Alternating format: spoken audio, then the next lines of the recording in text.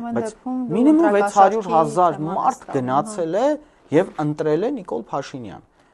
Այդ մարդիկ կեղծիքի ուղիղ մասնակից են։ Եվ հետեւաբար, երբ ինձ հարցնում են, ես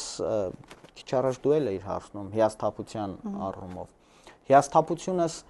ոչ ընդդիմությունից է, ոչ իշխանությունից է, հիասթափությունս Հայաստանի բնակչությունից է, որովհետև եթե մարդը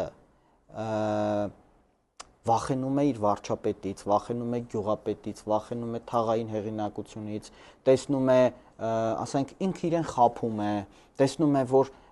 վերջին 1 տարվա ընթացքում արդեն 14, այսօր 14-րդ զոհն ենք ունեցել բանակում, այսօր հունիսի 12-ին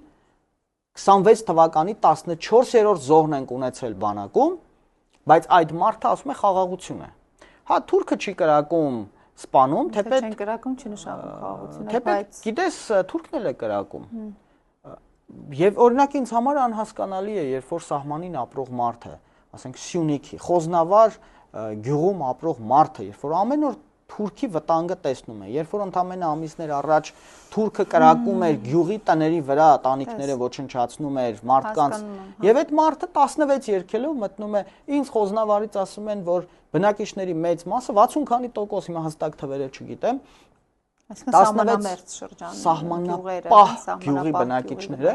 16 երկելով մտնում է բան, ընտրատեղամաս եւ գնում է 16 է ընտրում։